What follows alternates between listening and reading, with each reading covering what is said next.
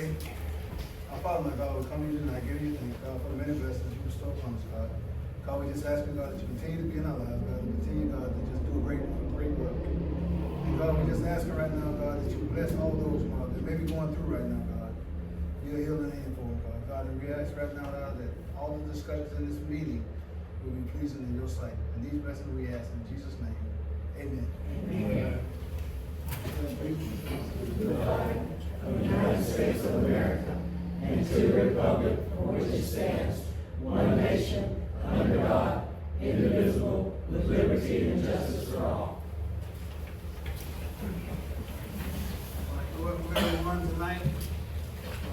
We'll begin with a roll call. Fire Chief Jeff Tomasio. Here. Deputy Clerk Enzo Rodriguez. Here. Attorney Walker. Here. Public Works Director Curtis. Here. Town Manager Amanda. Councilman Reggie Stacy. Here. Councilwoman Rachel Weeks. Here. Councilman Franklin Schuler. Here. I'm here. And Vice Mayor Virginia Phillips. Here. Once again, I'd just like to welcome everyone to this meeting. Seems like it's been a while. All right, first item of business is approval of this agenda. I make a motion to approve the agenda. That's it. We have a motion and a second. Any discussion? All in favor? Any opposed? Motion carries. Our next item is approval of the minutes of the regular council meeting on 11/3/25. I'll make a motion to approve the minutes of the regular council meeting from 11/3/25. That's it. We have a motion and a second. Any discussion? All in favor? Any opposed? Motion carries. I'll ask at this time if we have any requests for public participation. We do have public participation. First I have Pastor John Coker from FBC Bronson. C-O-K-E-R. That's correct, yes, ma'am. 775 Chapel Court. Yeah, so I wanted to just take a few minutes to talk about our annual event, Christmas on Court Street. And we've had it, I think this is the third, fourth one, I've lost count. But it's actually just talked to the Levy County Sheriff's Office, and they're gonna provide us some units. So you guys are familiar with what we do. So we're working on lighting up the church, and hopefully by December 1st, we'll have it all lit, and some music will be playing, and people can drive and enjoy that, and throughout the month of December. And then on the 17th, a Wednesday night, we'll shut the road down from 6 to 9. Really, the road will probably close about 4, so we have time to set up. This year, we're taking a few precautions because we've had to expand the footprint of the event because of the amount of turnout. I think we had somewhere between 1,500 and 2,000 people last year. Wow. So we're going to expand the event a bit, and we're going to include in front of the old NAP building, which is our clothes closet, and Save Lots gave us permission to use the parking as well as the county facility, so we use that, and the courthouse. But it'll be closed pretty much from there all the way down to the election office. We're going to line the road with cars this year instead of. We thought about concrete barriers. So you've probably seen on the news a few events being drove through. So we want to take every precaution to make sure that doesn't happen here. So what we're going to do is we typically had a stage last year with a trailer, and this year we're just going to go across from 27th Court, and our volunteers are going to park cars all the way down 27 and on the other end. And then of course we'll have Levy County at both ends of the event for safety. But I would love, it's turned into a great thing, and that was kind of my vision, is for no one to have a better Christmas party than Bronson, and for the church to lead the way in celebration of Christmas, because it is kind of our holiday, celebrate the birth of Christ. So we've really done a lot, and I hope that if the town wants to participate in any way, that you come in with us. We will give you, if you'd like something specific, I would love for you to see. But if there's something specific way for the town that you'd like to be involved with us, I want to include you guys. Even if you want a table you set up for the town process, I'd love that. Any participation with us, we're happy to have you, and we're thankful that you guys allow it and support it. So that's for Christmas. Any questions I can answer for that? different this year, just because of the way things went. We're gonna have it snow the whole time and some things because, you know, kids weren't able to stay as long. We're not doing fireworks because we scared our animals half to death. So, That's right. yes. But it'll be pretty epic this year. I've got a big donation for some specific animated lights, which will be fun. So any questions for you? Okay. The small item, but huge impact, I believe, I won't take long, and just for information right now, it's very early stages. We have had a vision to help the most vulnerable in our community. We look around who in our community suffers the most, and we find that to be the single mothers. Right now in our area, you're familiar with the housing situation. There's nowhere for rent hardly. If there is, it's way too much for a single mom to ever afford. Two incomes can barely make it anyway. And so we just began praying as a church, how can we help address this problem? If you're familiar with Denny George and the Friends of Children of North Central Florida, they've raised quite a bit of money, several $100,000, to address this issue in Levy County and Gilchrist, Dixie Gilchrist counties. So in communication with Denny and our church, we're exploring the idea of building a community behind our church. Our title for it is Harmony Village, and the vision for that community would be to house in a programmatic way single mothers to help them obtain their own housing. If you've seen Habitat for Humanity is making its way to Levy County, and so we was at the benefit to meet with him, and we would partner with them in putting those single moms into a permanent housing. But this would be kind of a crisis in between transitional homes because you have to qualify for them. So and not everybody does. So that.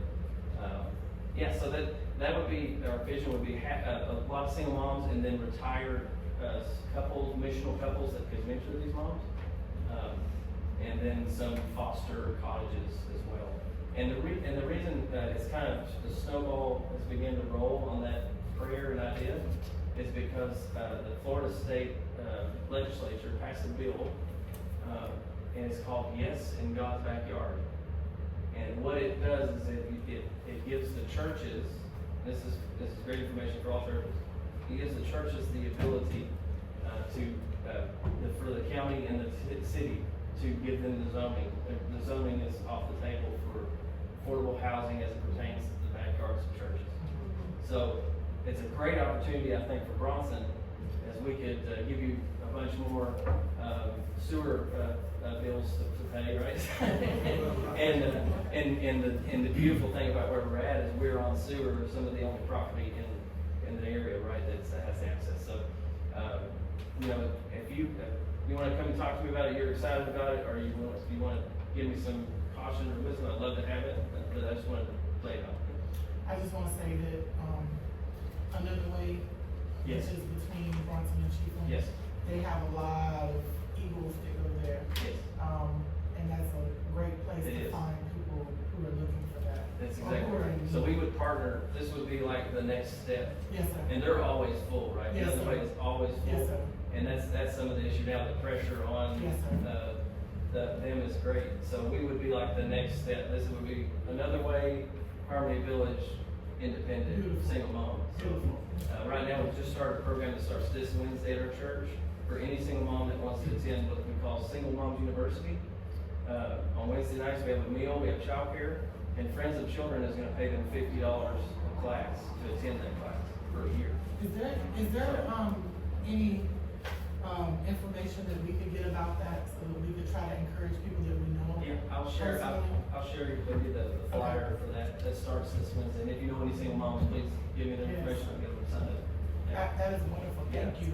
Thank you so much. I just want to say that the impact is going to be even greater than just what it does for a single mom, especially in a small town like this, because, they just had a productive meeting last night up here about the youth league. Oh, yeah, that's And great. the only way that we're gonna actually grow our town and keep our town actually growing is to expand those type programs. Well, single mothers are gonna have kids who will be introduced into our city, and our schools will grow and benefit, our Yeah. sports programs will grow and benefit. So it goes so much farther than just having that single mom. And I really appreciate you guys for your efforts. I'm excited about it. Yeah. I just want to say thank you for trusting in your vision, and thank God for giving you these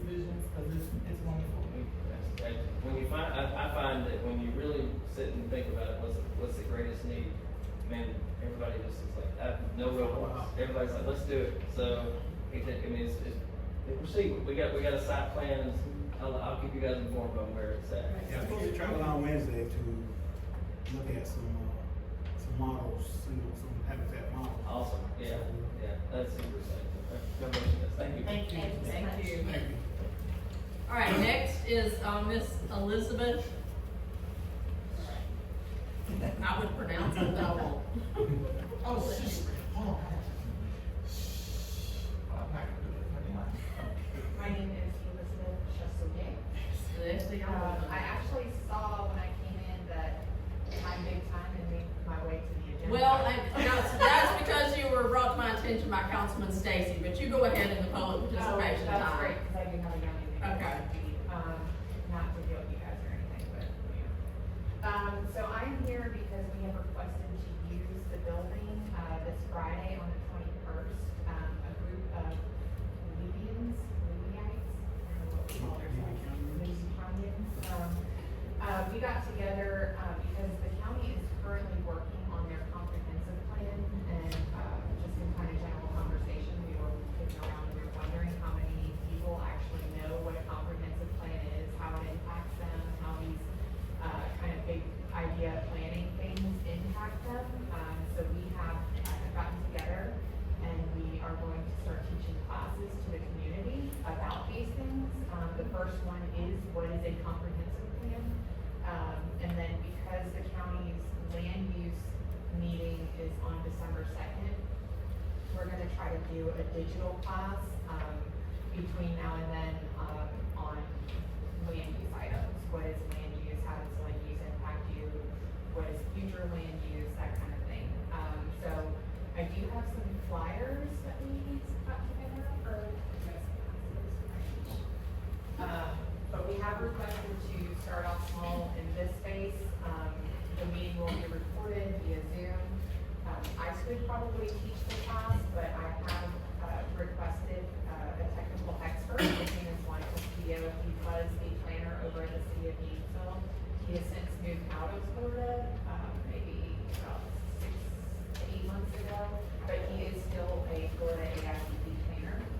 So he is going to be teaching the class through his company, which is called the Zoned Out Planner, which his entire premise for that business is to teach planning concepts to people. Is somebody gonna be available? I would volunteer, but I would not be available. I'll be in the game. I can read the bill. Okay. Do you have an approximate time? So the meeting would be at 7, but I would need to, I'm gonna be bringing my own projector. It's a very large screen, so I would just need some time to come in and set up. Like 6 o'clock?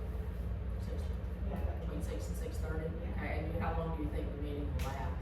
I'm hoping about 45 minutes to an hour for the class, so figure maybe like an hour and 15 minutes, just in case people have like a bunch of questions. Okay, no problem. I'll come up. What's the date? Is this Friday? Friday. Yeah. So do we need to take a vote on that? Yeah, we can make a little. I make a motion to allow, Miss Elizabeth to use the building on Friday at 7 o'clock. Second. I have a motion and a second. Any more discussion? Any questions? All in favor? Aye. Anyone opposed? Motion carries. I do appreciate that, and I just wanna, remind you guys that this isn't like an organization, this is a group of people from the community who have got together and are paying for these classes for everybody to attend, so I do encourage everybody's participation. Well, to be honest with you, if we could get some notification like a little bit earlier, we could plan better. But I mean, you gotta be able to plan to be there. Yeah, the first 2 days are definitely crammed in there, we're trying to work within the county workshop schedule that they put out, so we're gonna have those handouts, but all of the meetings will be recorded. And Laura is gonna post them on, rural, Okay. so. those Oh, will be Laura available. Catlow? Mhm. Okay. Yeah, and then, Stacy is working with Levy Speaks to try to get some of the, we're hoping as participation grows, we'll move into the county building to hold meetings there. Great. Thank you so much. Thank you for. Yes, thank you very Much much. needed. All right, that was all I had for public participation. Moving on to informational items. Ms. Phillips, last meeting, wanted to bring back the student of the month, and I have been in touch with Ms. Osteen about it. And so I do have an update on the student of the month. I also got in touch with the elementary school. However, they recognized 35 students per week, I think. It's like they're something equal. So they have a character award, and they get a character award. Sometimes it's honesty, sometimes it's leadership. It's really cool. They had one per class or something, so it ended up being 35, so kudos to BES, but we're not recognizing them here. So, we have though today in our presence, one of the October Student of the Month, and that is Mr. JJ Rice. Dr. And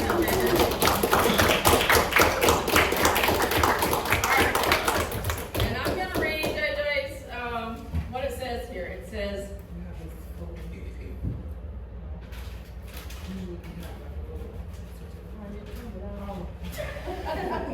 I'll get you a certificate. sorry, JJ. He don't need a certificate, he needs some money. Give him some money.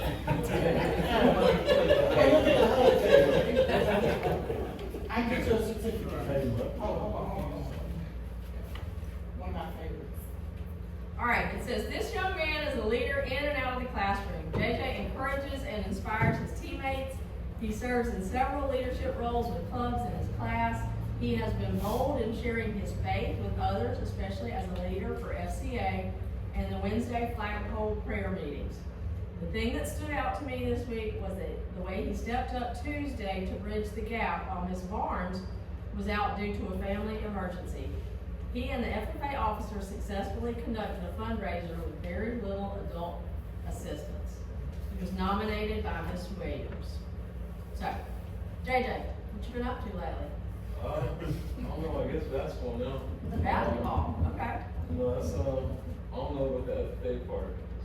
Me, that's probably a lot of other people. But, the FCA, probably the main leader for FCA at our school. Been trying to build that up the past 3 years and with some proper help from people around the community and North Central Florida FCA has been making my high school dream come true. So it's good for senior year.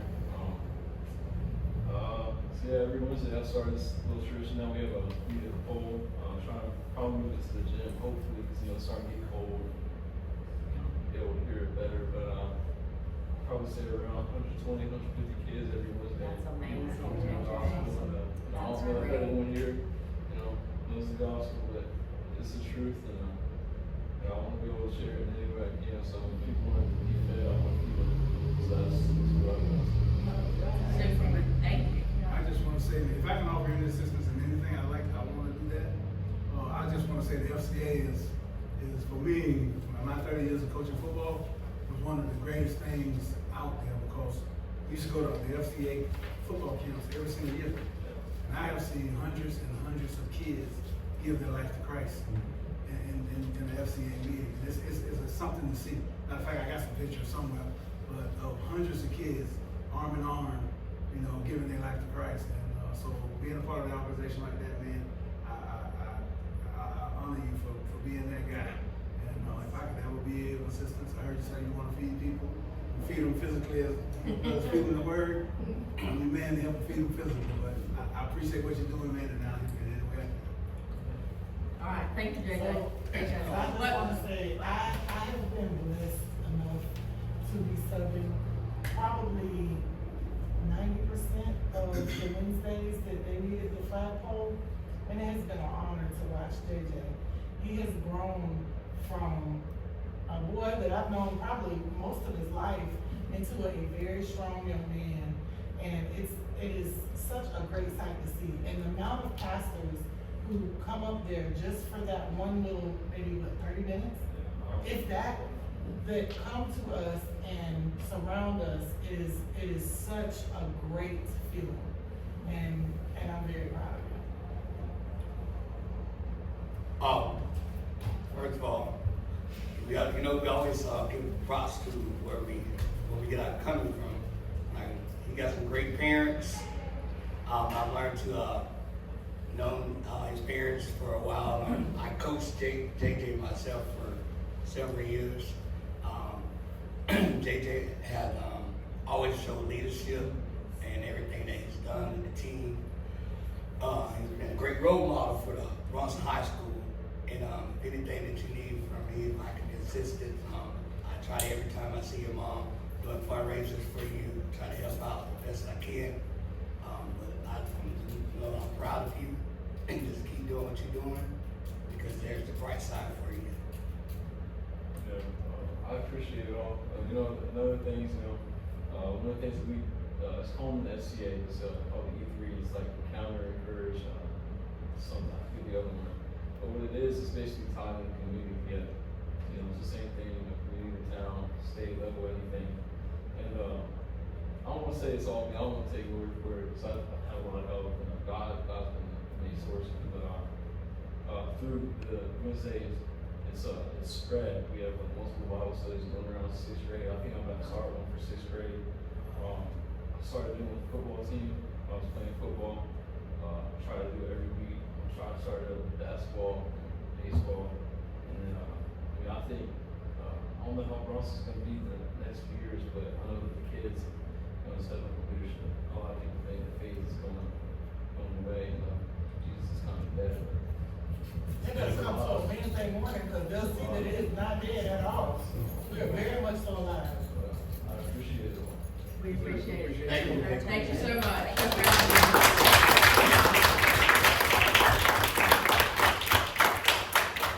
The other student of the month was Remy Meeks, and if I know Remy, she's probably at baton practice. I think that's what she is, yeah. Because she has twirled that baton from here to Italy.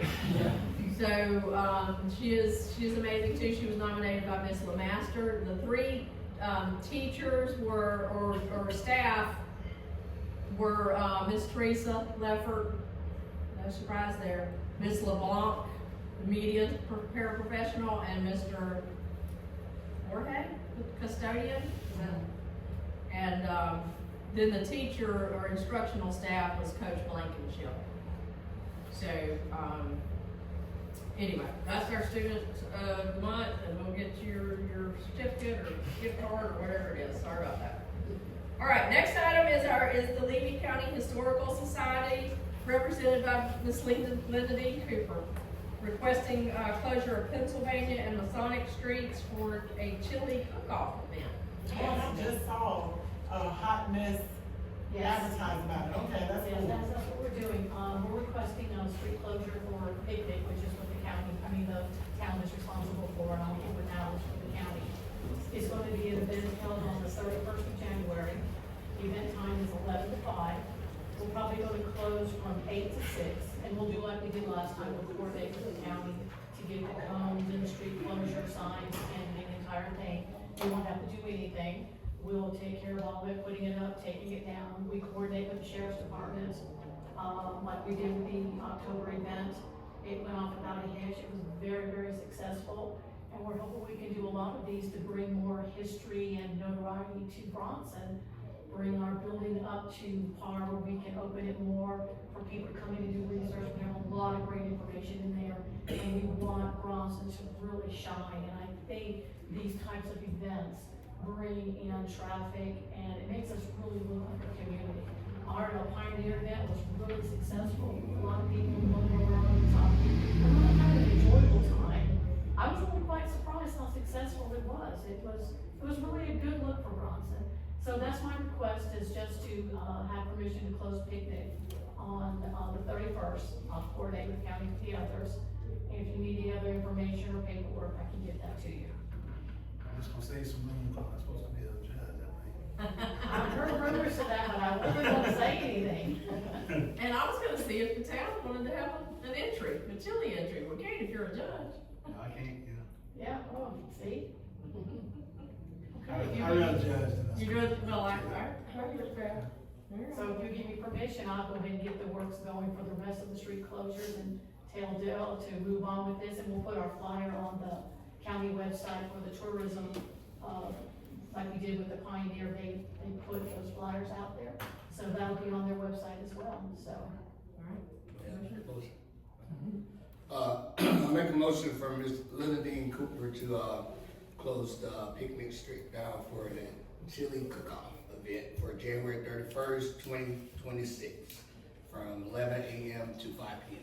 Let's say It's gonna be 8. 8 a.m. to 6 p.m. The event starts at 11, but they gotta do the cooking and everything. Thank you. Takes time to make chili. Thank you, Ms. Miller. I second the motion from 8 a.m. to 6 p.m. Yeah. I have a motion and a second, any discussion? All in favor? Aye. Any opposed? Motion carried. Thank you. And Ms. Cooper, Thank you. I got actually one thing. Okay. With the Pioneer Day, Yes. we had brought to the board about having the Fall Folk Festival.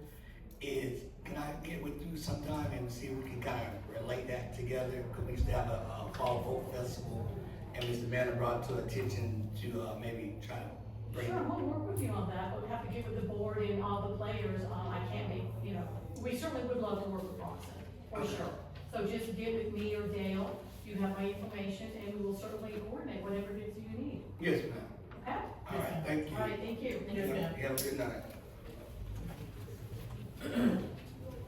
All right, next item, just an informational, Wednesday, Director, Stacy and I and Candace will have a meeting with ABM regarding our Neptune meters. That's starting at 9 a.m. The auto reads are, Not auto reading.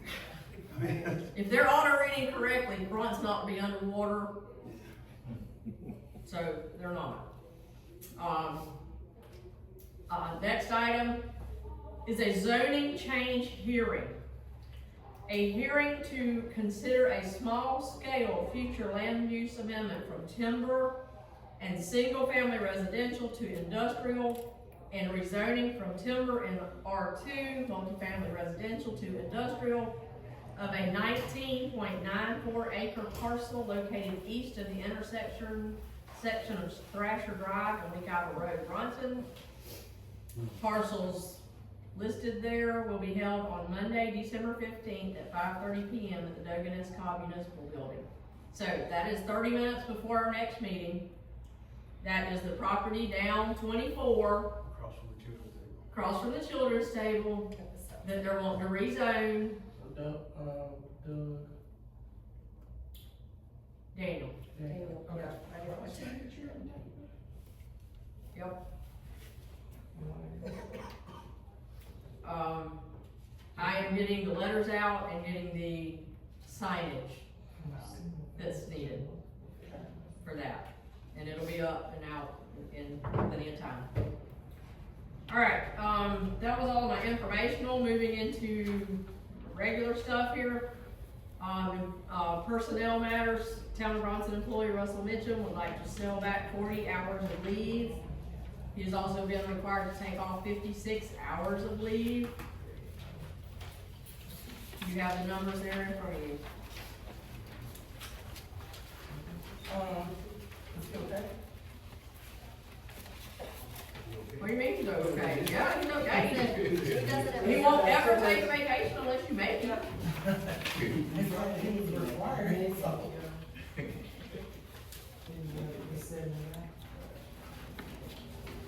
However, this is the second time he's wanted to sell mine back this year. Yeah, I know. Well, one, He trying to not lose them. yeah, what happened was, they wasn't calculating this time correctly, Okay. and he ended up having more vacation time Okay, than the record showed. okay. Well, I make a motion to, approve Russell's, 40 hours of leave, Do I add in the 56? No? No, that's time he's gonna take off, so it's just 40 hours. I make motion to approve Russell's 40 hours of leave. Second. I have a motion and a second. Any more discussion? All in favor? Aye. Any opposed? Motion carries. All right, next item. The next item is kind of a dual item. And there's a reason why. But this is all based on, pretty much on a conversation that myself, Public Works Director Stacy, and the mayor had with Todd Hubbard, who is with Twofold Water Engineering and does our wastewater treatment plant. He does all the testing for compliance and make sure our permitting's correct and that kind of stuff. And so we had a conversation with him, and I really wanted him to come present to you tonight, but he absolutely had a family obligation, and I was not gonna upset that. So he couldn't make it, but he wrote me this letter. And I'm gonna read it, and we're gonna have a discussion about it, because I really think it's interesting and eye-opening. So, this is what he says. Town of Bronson wastewater treatment plant, current status. The Town of Bronson's wastewater treatment had a wastewater inspection with FDEP earlier this year and was found to be in compliance with FDEP regulations. The facility is designed to treat up to 83,000 gallons per day of flow, and the annual average of the past year has been 27,000 gallons per day of flow. So the facility is using less than half of its capacity. Total nitrogen is sampled every other month per permit, but it is a report-only test and does not have a limit. The current permit expires in 2029. Nitrogen removal. The wastewater treatment plant was not designed with nutrient removal components. However, there are things that can be added to the existing plant moving forward that would help with nutrient removal. We have seen great success with some other plants by adding controls that allow the plant to only receive aeration when needed. This has brought total nitrogen numbers down drastically. With one of our facilities, this control system, total nitrogen numbers have come down from over 100 milligrams per, I don't know what the figure is, to under 5 currently. There are other options as well that could be added in the future for nutrient removal if needed.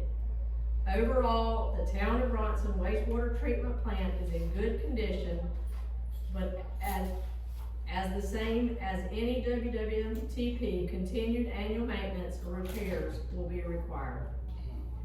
So, here's what he's told us. This testing, this last point about this item being tested, this is happening at Bell High School and their elementary school. Their schools are on a closed system.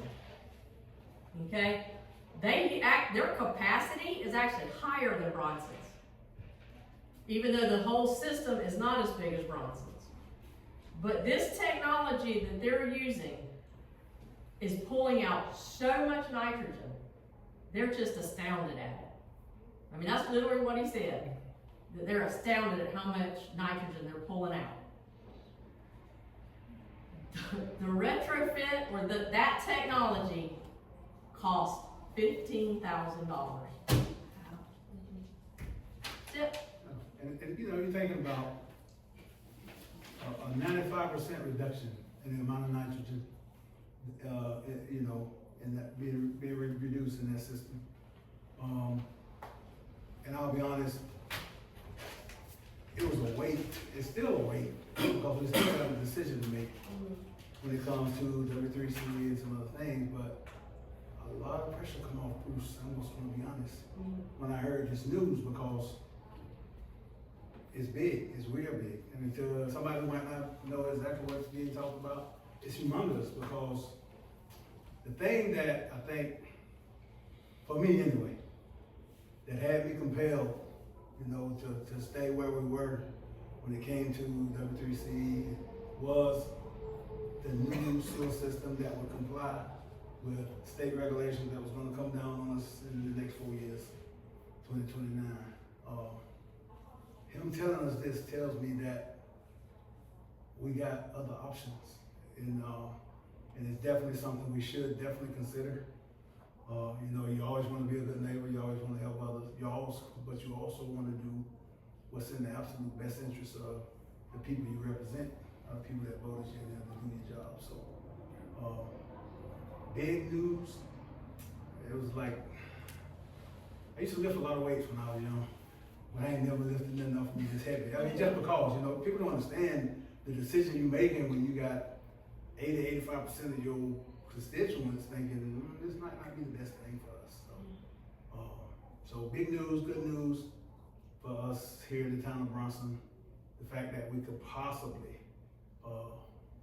get our system in compliance for the 2029 new permit for that amount of money. If he said $50,000, that's still a tiny amount of money when it comes to what it actually could do. So I just want to say that's great news, and I know we got some other discussions we got to have. But Well, I mean, it just depends on how far we want to go tonight. Because we are looking at W3C agreement, and I don't know what we should do. What? Yeah, so Ms. Huber, let me know that this will be coming up tonight, and we may wanna figure out how it would apply to the W3C thing. So I spoke to, Mr. Fugit this afternoon, Norm Fugit, the attorney for W3C, to kind of find out what the timeline was like for decision making. At our last meeting, I think he was shooting for December to get the W3C agreement signed.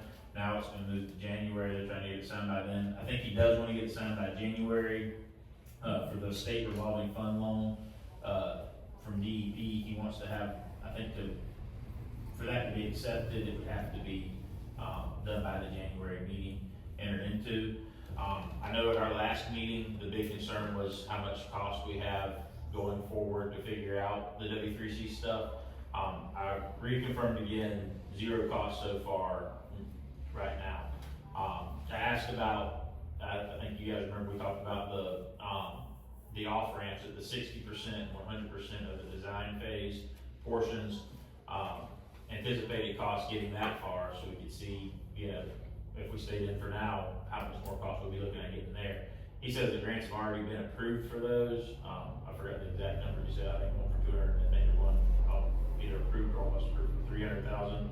That should get us all the way through the 100% design phase cost. So I don't think we're looking at any cost going forward. To see that, his recommendation was just stay in it for now, and that way you've got two options, which of course he's. That would be his recommendation. Right, exactly, yeah. Right.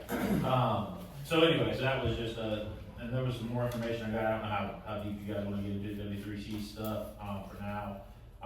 There was some advantages I saw now that I was provided, if you remember the last meeting, I only had an excerpt of the overall agreement.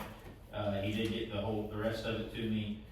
There was a weighted voting provision in there, which basically means that based on the money you're putting into it, your usage, you get a weighted voting. Is that how you understood it too, Ms. Weeks, would be the same? Yes, thing? we have the highest percentage of usage for Right. both tank, not that we have, you Right. guys, that has been allotted, A lot of it.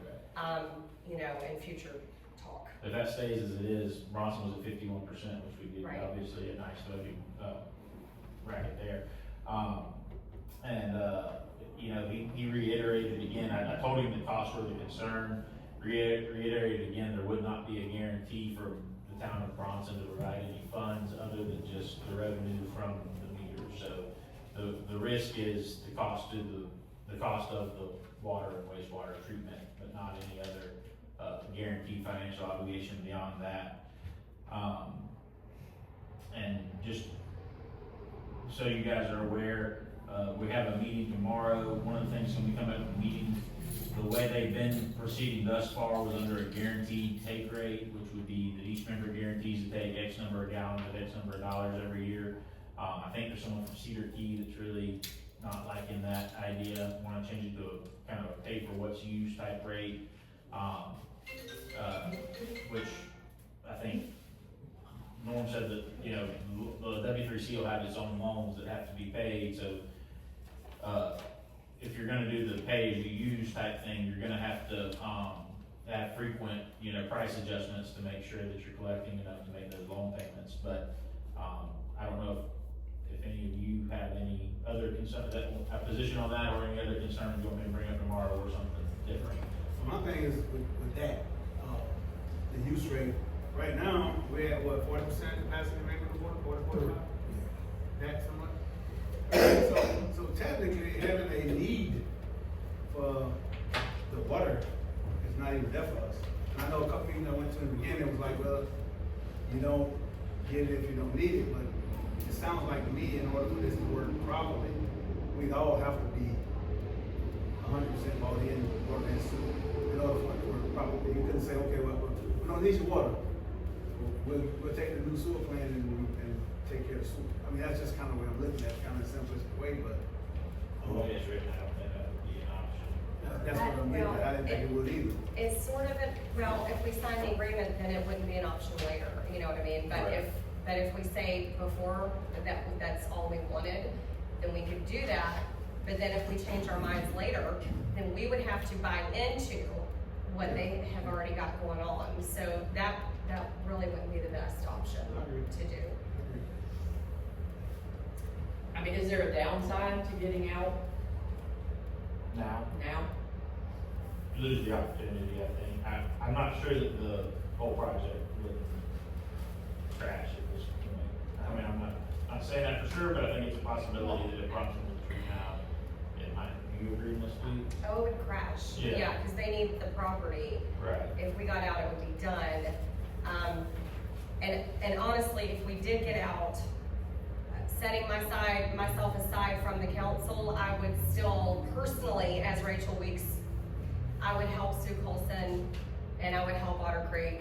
And I've actually already spoken to the BOCC in case, because we haven't signed anything yet. So I just wanted to know if they had a backup plan if things went awry on our end, because they do have a need and they do need help.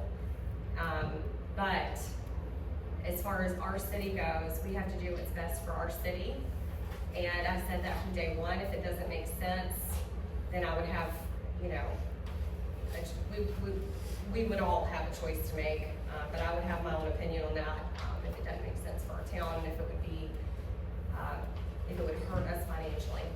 I will say that we did get turned down for the 100% grant already. And that is the one that I was talking about. We, when I kept saying we are only eligible for this because Cedar Key and Otter Creek had hurricane damage, that was that grant. It was 100% coverage on water and sewer, meaning we would not owe a penny. Nobody would owe a penny ever, other than just the upkeep, you know. But we did not get that one. We do have other applications out for other grants and our SRF loans, and at this point, if W3C got all of that, that's when we would have the just under 15 million left. But we have added, just last week, applied for 2 more grants that would help cut that down lower as well, because they know how I feel about that. I don't want to pay anything, because honestly, especially with this new information, we don't have to do this. Like, we don't, in other words, we are not in dire straits here in Bronson as we thought we were. We were kind of told that we were. And with this new information, now we know we're not. Yes. So I just want everyone to keep in mind that that does not affect the House bill that was passed in reference to septic tanks. So if we are going to fall back on that, and I'm not saying yay, nay, whatever, I'm saying we in my personal opinion, we need to be pushing our sewer as fast as we possibly can, because we have so many residents who cannot afford a $25,000 septic tank right now. And our time is, you know, the ball is rolling, the clock is ticking, unless lawyers hold that up, which they may. BMAP's in litigation right now. Yeah, I knew that, but. Well, to your point, we need to worry about the people in the town of Bronson. Yeah, they may need help in Cedar Key and Otter Creek, but the town of Bronson is the people that y'all are elected by, so that's who needs to be helped. And we have to consider the fact that this is a poor community. And listen, there's a lot of people that are in our neighborhoods that cannot afford this. They flat out cannot afford this. So we need to be pushing sewer as fast as we can, even to the point where if we have to dial back on some of the money that we're spending in other places, we gotta get this done. We have to. Now, the town of Bronson does have a grant out, an application out for 220 new hookups right now. But from what I understood is that because we were affiliated with, WC, that was increasing our points on that end. So I'm just saying. Well, I called Representative Johnson and asked him, and I said, if we were to pull out of W3C, do you see any downside in Tallahassee for us? And he did not see anything. I think the state of Florida is gonna protect Cedar Key, and I thought that all along. The state of Florida also owns property between here and Otter Creek, so if they wanna give that up, They do. and, build a facility, that's fine. Now, does that change the fact that we still need to get people off of septic? No, and we're gonna need those grants. So I think the state still wants people off of septic tanks and on sewer systems. So, I think this changes a lot to me, because it tells me that we don't need a brand new facility, and retrofitting our facility will not cost millions, and it's just a game changer. So. To that point, and to your point about septic tanks and how much septic tanks cost, we got people in this town right now who, if they now inherited the sewer bill, they're gonna struggle. It's gonna be a struggle, but this is what I do know, and it's what you kind of just said. The state of Florida is gonna put these mandates in place, but they're not gonna put these mandates in place knowing that they are unattainable by the common citizen. Eventually, the state of Florida gonna have to come in and say, we want this to happen, we're trying to, especially with global warming and all these things to protect the environment, and we gotta protect the environment. The money has to come from somewhere in order for this to occur. So I don't lie to you, I felt hog-tied when I first came in with W3C. It was like, well, man, we get a brand new facility, and I just thank God for that man right there for his research, his forethought, and talking to people, because that's the reason that, I feel like I had some weights lifted off of me because of what he actually went out there and actually did, and the questions that he asked. And I just wanted to continue your flowers because, it definitely put some life, some years back on me. Because I was feeling some pressure, I promise you. These 4 years couldn't get over quick enough, But at this point, I think that we gotta consider it. I'm not necessarily saying we need to just shut it down tonight necessarily, but they gotta know that there's some things on the table that may impact us in a positive way, and they gotta know that these things may impact this project. But I ain't saying we gotta go tonight and say goodbye, because we can still listen. But we have so many unknowns. We got maintenance unknown. We have no idea what it's gonna cost to maintain this when it's over. When the pipe and the water start running and the sewer start, and I'm finna say something inside sewer. When the water starts running and the sewer starts flowing, we have no idea of the cost of maintaining this, and that means a whole staff of people. That means our administrative staff. That means people on the road. That means vehicles got to be purchased. All these things got to happen in order for us for W3C to maintain the system. Because this is huge. talking about 35 miles of pipe, or 70 miles of pipe, because you're looking at pipe and pipe. So, you know, you're looking at something that could be a maintenance nightmare if you ain't got the right people in place, or the right amount of people in place, and that costs money too. So it'd be like hiring a whole new staff of people to come in to maintain that system, along with us not really knowing how much it's gonna impact us cost-wise. We have no idea right now. And that's the only thing that's scary, is how much it's gonna cost us monthly as a citizen of the city of Levy County. It's like, I don't know what this is gonna cost me a month to have water and to have sewer, because I don't know yet how much funding we're gonna get that's free funding. Right. You know, how much grant money we're gonna get that's not to be paid back. You know, that 138 million, that would've been huge at 100%, Right. but that's the whole project for the most part. Right. But if it's now 70%, Right. now you're looking at what, $100 million or a little more? That they gonna pay, and then another 30 million that's gonna be split between the three cities. So that's the way I count it. It won't be completely split either, because it's. No, it'd be split 50 and the 51%. By 11 by to capacity. 40 or something like Yeah, that. it's gonna be Because by they- capacity. And the reason they did that is they had to calculate, okay, at 100%, how much are you going to maintain and take care of? And then they also calculated that according to how many people we have in our city and potential growth that can happen in the city. So Otter Creek only has 100 residents. They're not gonna grow that big, so they're only pay getting, $5 million. I think 9%.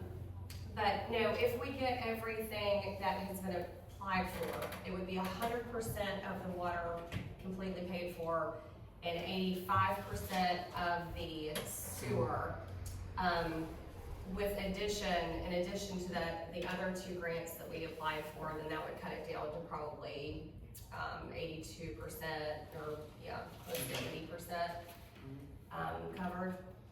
But you guys, I mean, the money from the beginning has made me nervous. I don't want to owe anything. We already owe, and if we're selling our property to almost get us out of debt, but not quite, almost get us out of debt, and then we take on this other debt, then it's kind of counterintuitive. It's kind of going backwards. Now, as far as land between Otter Creek and Cedar Key, there's no good water there. I've seen the map. No, I'm thinking for myself. I'm thinking a sewer system out there, then not so much. Yeah, but not the clean water out there. Well, I'm saying they couldn't get clean water Oh, out I there. agree, the water would have to still come It would from have there, to come but from over the sewer here. system don't have to necessarily be there, but. Yeah. Then again, we wouldn't be having no use of the sewer system because it would be going that way. Yes, sir. When this thing first started, they was talking about water. And then all of a sudden, they started talking about sewer. Now, I hadn't talked to anybody with the town, with the city, but I went and talked to a county official. I says, what's the deal with the sewer? And he says, that's where the money is. I said, that's where the money is? He says, yeah, that's where the grant money is. He said, it never made sense to me to pump sewage 35 miles. I mean, That's a scary thought. it is. That's a lot of gas built up. It is. It is, it's a lot of methane gas built up. Yeah. Well, and there Solid has chemistry. been discussion in the meetings about, what if we have sludge buildup? What if it, gets stuck along the way? What if the bacteria is not cleaning like it should, and by the time it gets here, it's, This meeting is what. And then who you gonna call? This meeting is what went down the toilet. I know, yes.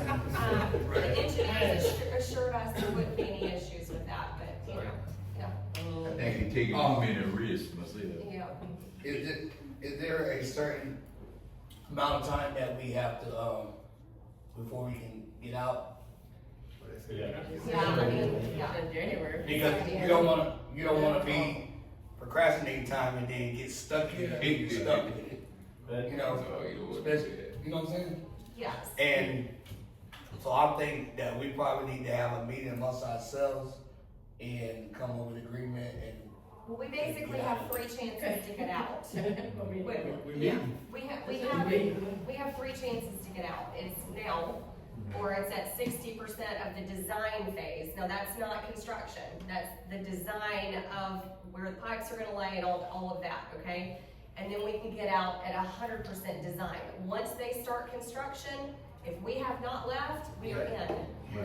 Let me ask you this, through this design phase and all this stuff, they're getting this grant money that whatever. Oh, we'll and it's apply all for? going to the attorney and the engineers, and our secretary, W3C secretary, and anybody else that's working. So they try to keep you in just as long as they can, so they get all this money. But I think it's legit that they're doing what they're doing because the state is supportive, and the state is giving this grant money because they are supportive of this project, but it takes that type of testing. So we haven't even fully tested our well yet to know if it's even gonna be able to handle that type of withdrawal. The wells that they're The drilling. pumping has not started yet. That's not a test well, is it?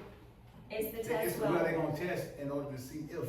They're putting a 20-inch casing in to do a test well? They're making 14. it done in 18, 14. 14? 14 It looks bigger than that to me, it looks like it's that bigger than that. So the point to that is that if the test well goes well and we all stay in, then they would just go ahead and use that rather than having to drill again. They would go ahead and use that. If everything goes awry, we jump out or the pump doesn't go well, whatever could happen, then they just cap it and it's on our property and we own it.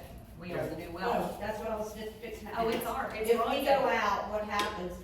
Yeah, it's That's what I was on gonna Bronson's property. They, the W3C does not own it and does not own any rights to that property at this moment. Well, I suggest, I guess I can't suggest, but I think that stand put at this point, I ain't gonna say it's fruitless, but I think that maybe stand put at this point, as long as they know that we have an option, you know what I mean? Let the test well get drilled and go from there, but I'll be honest with you, at the 60% design phase, I can't imagine putting pen to paper myself personally, and that's just me stating a personal opinion. I ain't telling nobody else how to vote, nobody else how to feel, that's just where I am, but, you go ahead. One more question I was gonna ask though, if you're gonna get out, will that save the state this grant money and maybe use it for something else? Yeah, Does that make sense? I was just in Actimana, and Bruce, we only at, what, 40% capacity now? You said? The sewer. That's what I'm talking about, on the sewer.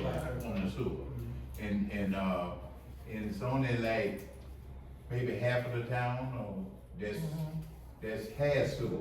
It's not half, is it? Huh? Not it's even not. that. Yeah, I it's think we nowhere got near maybe there's less than 200 people on sewer.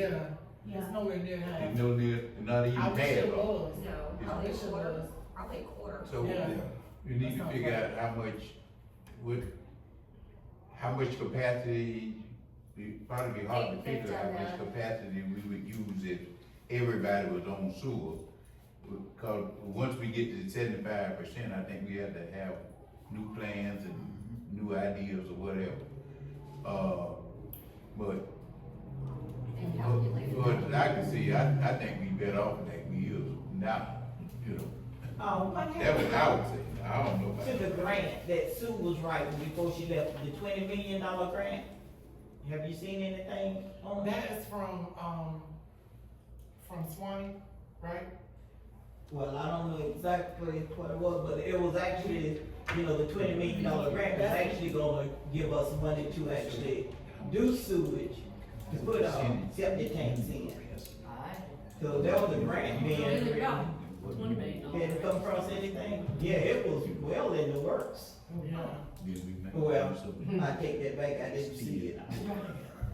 But, This ain't for the septic tank abatement, is it? Huh? This ain't for the septic tank abatement, like 230? It was 200,000. no, not that one, this was a 20 million. Oh, 20 million. I do wanna say, Remember, Curtis? Mr. Bullock, I thank think you what- for checking on all of that, because all of that information is what I've been told, but it's so good to hear it from you and have that confirmation, You know it's true. that, right, that I'm not, you know what I mean?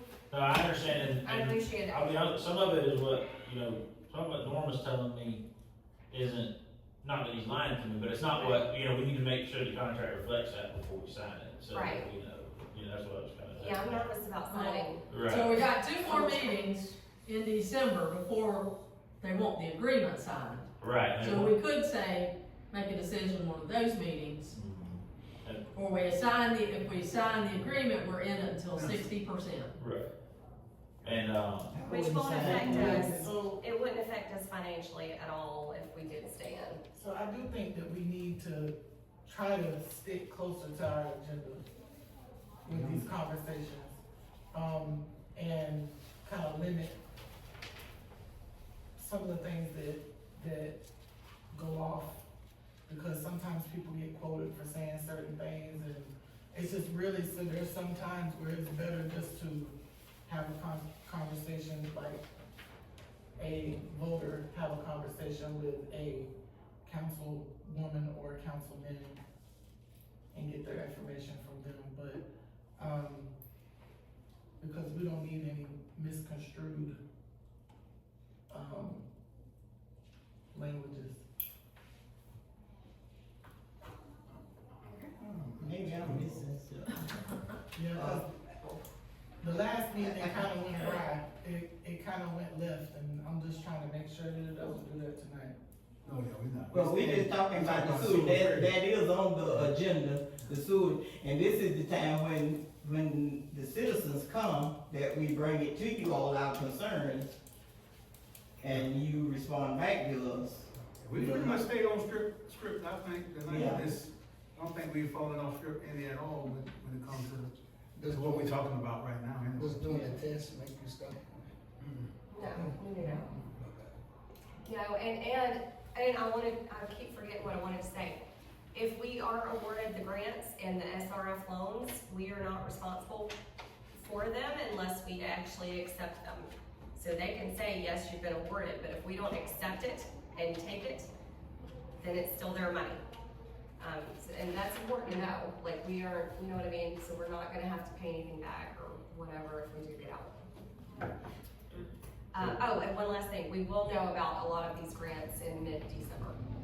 And the pumping is supposed to happen in mid-December as well, however, they have been saying that for months now, so I'll know more tomorrow about that. It's a late tactic, I don't know. Yeah. Okay. Well, what's the pleasure? We need to, before we move on, they did want us to bring, if we are gonna keep going forward, bring any major concerns or recommendations or anything like that for the contractor tomorrow's meeting, so I don't know if you guys have any strong feeling on the, kind of pay-as-you-use billing method versus, what do you call it, the guaranteed take rate, or anything else that we wanna make sure. I mean, I would struggle with the pay you use, I mean, because, honestly, we could kind of get ourselves in a position where we didn't use as much, because we still got a well, and we still only at less than half capacity. I would have a problem trying to say we do something like that, because I know that wouldn't work, because if we're not all the way into the project, it's not gonna work anyway. So I don't have that to be a concern necessarily myself. My only concern really is the one I've had in the whole time is, there's too many unknowns right now. I just, when it comes to how much this project gonna cost in the end. Not even what it's gonna cost to implement it, because if the government comes down and say, if it costs y'all 150 million, we're gonna give you the whole 150 million. At the end, you still gonna have to maintain it and you gotta service it.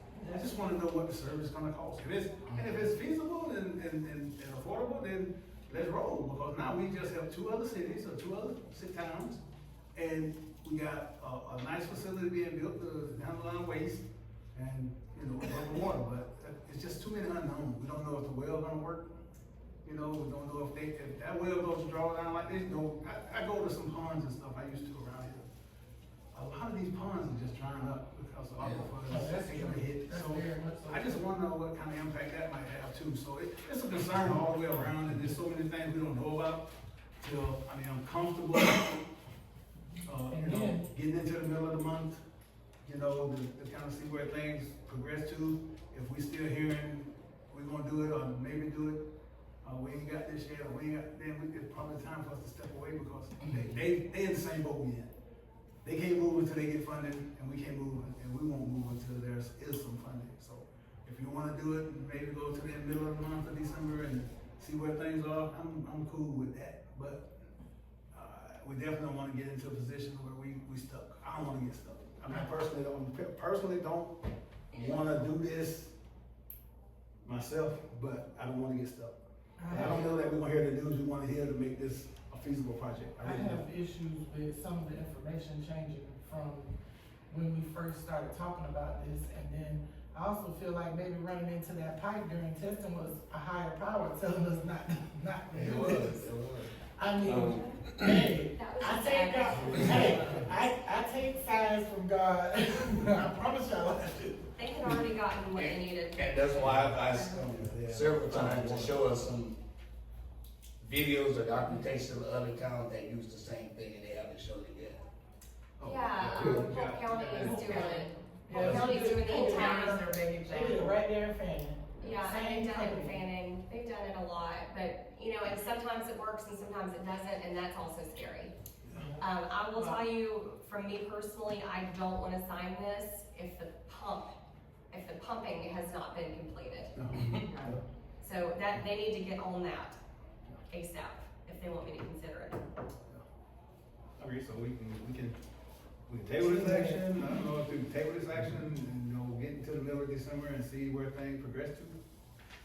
If it's still the same slow progress, then we probably don't wanna get ourselves locked in first of the year. But we don't have a motion on the floor, so we Yeah, we really, don't. just informational, and it is informational, and we can bring this up at a meeting in December. Okay. That's okay. So there's still a motion to table, there's still a motion to table, so We everybody. don't said have, we earlier. don't have a motion on the table to table. That's what I said earlier. Make a motion to table W3C agreement. That way everybody on the same, everybody on the Did they same. say Okay. I say, Okay, we have a, oh, sorry, Go ahead. that's your job. No, it's yours. Okay, I'll do it again. I make a motion to table the W3C agreement discussion. I second. All right, I have a motion and a second, any more discussion? All in favor? Aye. Aye. Any opposed? Motion carries, we don't, that's the same thing. Who seconded it? I'm sorry, did you? I did it. Yes, ma'am. Okay. All right.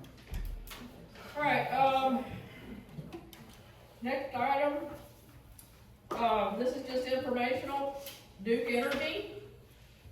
You can good news from Duke Energy, very shocking. Commercial and industrial customers can expect to see lower bills in March 2026, with decreases ranging from 9.6% to 15.8%. Compared to February 2026. Essentially, what's happened is their, storm recovery charge, they've collected enough. Yeah. So now they've gone back to the Public Service Commission to lower their bills, so. Nice. Residents are also gonna see a reduction. Thank you, Jesus. It's like $44 residential. So, we're good on that. Yeah. Alright, next and my voice is held up, thank goodness. Thank Lord. So, next up is, Public Works Director, Stacy. All right, good evening. A couple of things that y'all need to be aware of when it comes to sewer. And I'm gonna say this before I saw my line. Grant's gonna be for low, medium, moderate housing. And you look at the 51% that they've seen. If we get all our people on sewer, then we're gonna be the more of the ones that need it through them, and we're gonna be the more of the ones that's gonna be paying. Right now, when you look at population, Otter Creek don't have as many people as Bronson. Cedar Key doesn't have as many people as Bronson. So, we have to be aware going into this that if we go into, we're gonna be the one that's gonna need it the most. And I think they were looking at the numbers based on Lower State coming in, building those 50 houses off Main Street, trying to get them connected to sewer. And the question came, what about Pine Street, Hurst Street, those areas, getting them on sewer? There was grants, I think she mentioned it, and that was for the abatement of septic tanks and trying to get people hooked up on sewer. So you gotta be aware that that's a long project. And I think these new septic systems are based right now will be on new construction. that they would have to be fitted with those septic tanks. Right now, I think everybody that's on septic, the state want them off the septic system, but if there's no assistance, a homeowner can't afford to put in those systems. So just keep that in mind, that you're just aware of the. Okay. All right, the leak on 27. I know everybody has been going to Chiefland, you've seen the barriers. Fred Handy, thank God for him, he came today and used his ground penetrating radar. We pretty much isolated where the leak is. I'm gonna meet with Ellis Environmental tomorrow evening, to plan the action. He's gonna give me a quote, but with the DOT, because it's under the road somewhat, it's like 3 feet from the edge of the road. The leak is about 3 feet from the edge going in on the northbound lane. And their concern is if it's eroding the road, because water is leaking on both sides. The line is, we figured out, is about 7 feet deep. They will not allow us to cut the road to repair it. So what we're gonna have to do, we're gonna have to put another sleeve. So it's gonna have to be another boring under the road, from a couple of feet from the one that's already there. And so we're looking at probably gonna be expensive. Where is that? Right, Through the line? yeah, probably just past Tony Parker building, where Is that where the leak was years ago? Yes. Right, they had to do the same So thing. it's the same? it's the same thing. Really? Yes.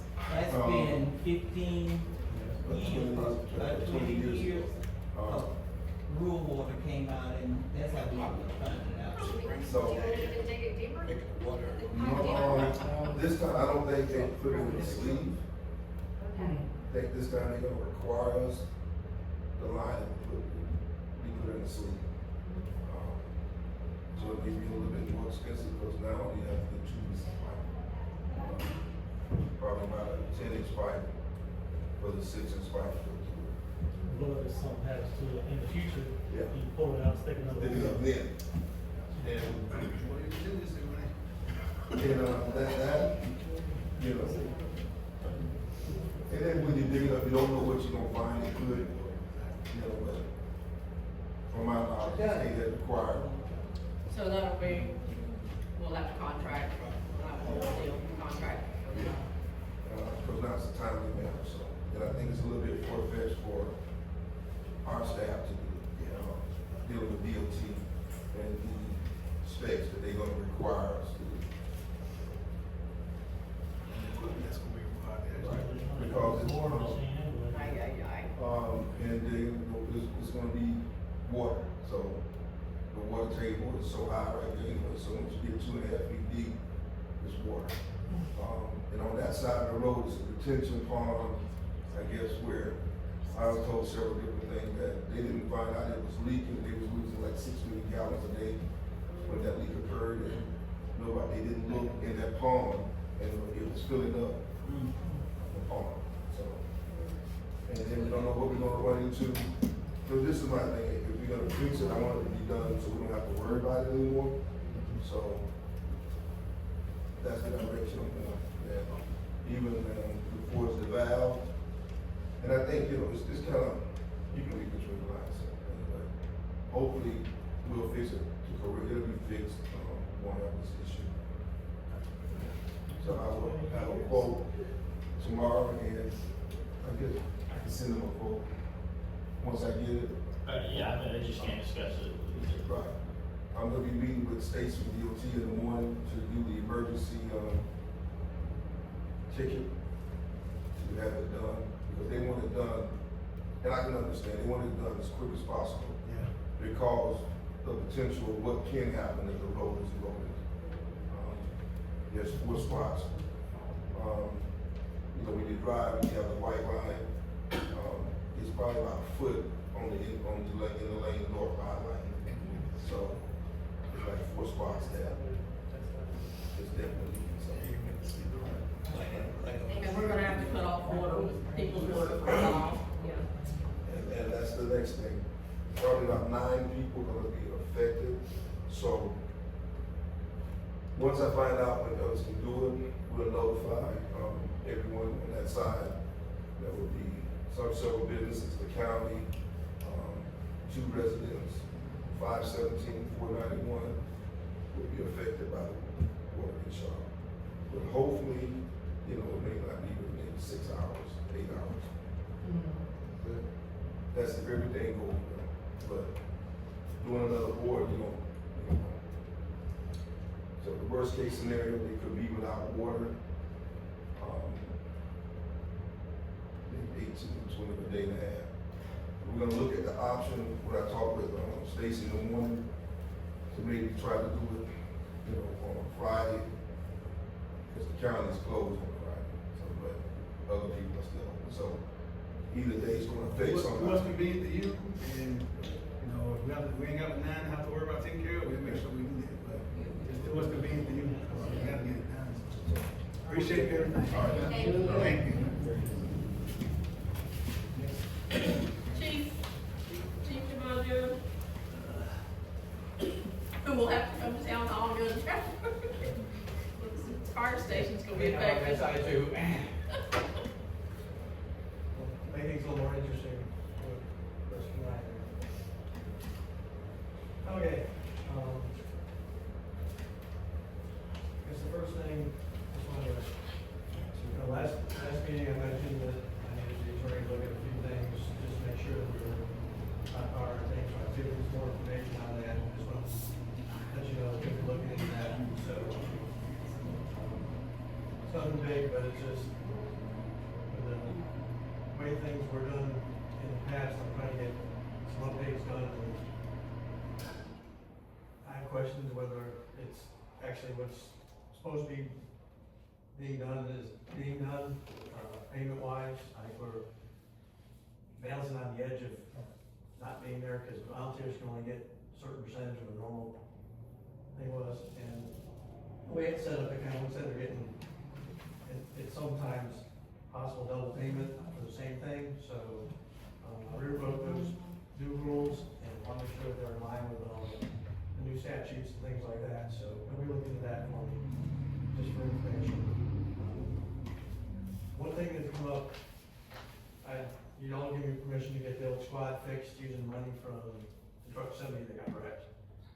That has been done, truck's running good, the only problem is we went and get it last week and found out that it's sitting on very old retread tires, and it didn't make it back to the fire station. Oh, wow. We lost 3 of the 6. Oh. So Three of the 6 tires on the fire truck blew out. They were He made it to the fire, made it to the fire, just didn't make it back. So, 3.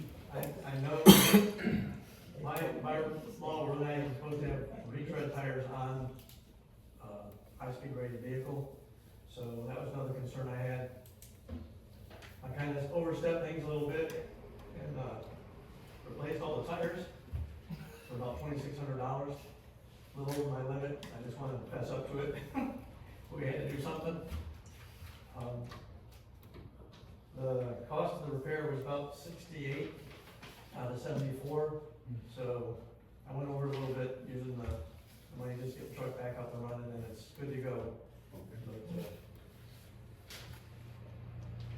it's got limits $1,000, but when we just spent almost $7,000 on truck repair. Exactly, $7,000 repair, 6 side of road on 3 flat tires, so you gotta do what you gotta do in that case. So, just wanna let y'all know, I haven't paid the bill yet, but you got the money. the money's there yet. Okay. Yeah, that's not the problem, it's just that I don't like overstepping things that, I know my limits. Next thing I had on my list was, when we built the station, we took a bunch of donations for furniture, furniture for people's houses and stuff put in there for the crews to use. Those have come and gone. We've replaced them once with a couple of folks that were remodeling and stuff like that. But when we put all the used furniture in there, they just don't last. I need to replace furniture. We've never had to buy furniture for there. I've talked with the county, and they said if we're willing to buy 3 recliners, they're willing to buy 3 recliners. We got a quote from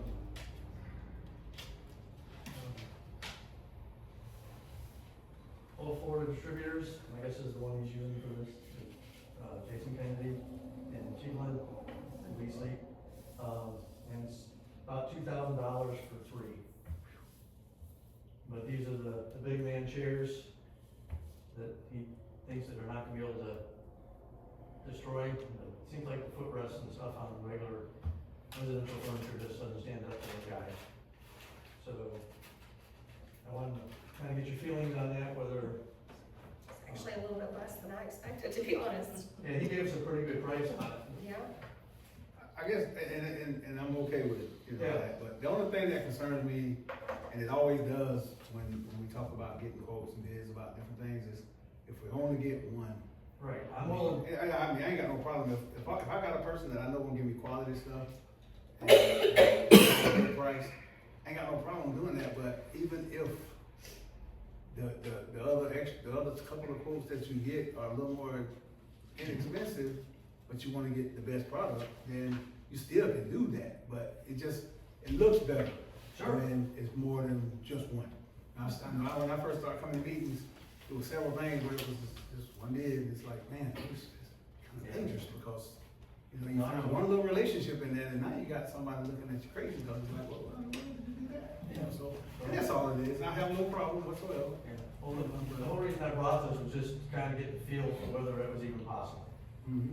Because I know when I worked with the state, finding furniture was a huge deal. Mm-hmm. And so, working with the county and kind of split the cost 50-50, because this was just one quote they had gotten, and I can get additional quotes, it's not a problem.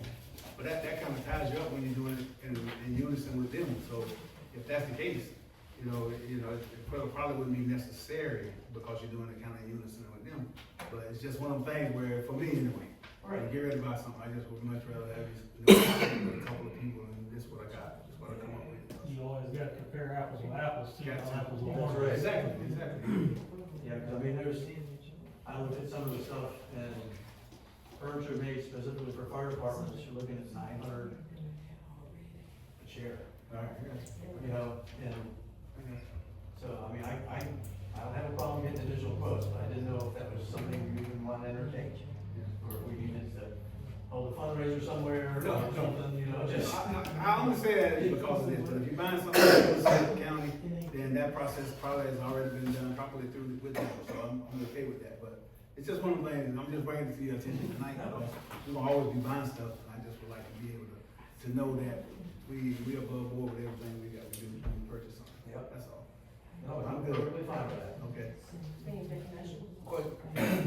Question, do you have the equipment that you need?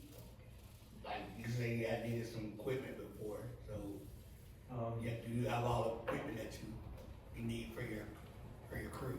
I don't know if we'll ever have all the equipment. Because it updates. But, Did you get the grants for the uniforms? no. Reason why I'm saying, like, which would be more important, something for your equipment or allowance care? Both. I mean, it's just as important, honestly. You gotta rest. You've got people who are literally volunteering for nickels, who are sleeping, laying, waiting there for a call. Yeah. I would want those people to be as comfortable as we could possibly make them. But in you their want to be downtime. protected too, and I then do, fires but too. I understand what You you're want that saying, and I to be respect what you're saying, but I really think for people that are volunteering, I think it's just as important. I think it's different when that person can go home and hang out at their house versus that person having to be at that fire department. Away from their families, Yeah, and barely and- making any money. Yeah, it's a no-brainer for me. And this is a really great price. Honestly, I expected between $900 and $1,200 a chair. So I'm happy with the price. I would like to see you get another quote, honestly, but. Yeah, I can do that without any problem. There's other places that have stuff like that, like, Sam's Club and other places that have theater, furniture. I mean, just Saying saying. it's quality. Quality. I mean, I'm just saying. Yeah, I mean, you gotta think about these big old boys just plopping down in this chair and, you know. Well, I'm just saying, kicking their it's feet up. nothing against, Not why we necessarily. got the discrepancy of, I'm trying to make you choose, nothing against that. What I'm just trying to say, I know you needed equipment, that's what you was asking for at the beginning of the meetings that we was having. And I was just saying, you know, Alright, we still need, you want your protection to be first before you have a chair to sit in. yeah, I mean, we still need some bunker gear. It's grant time again, and I didn't build in to the budget this year for the critical sets that I needed. Gotcha. So that money for those are there. Yeah, okay. I'm okay with it, I'm okay with the motion. Okay, I make a motion to, allow the fire department to purchase, 3 new recliners.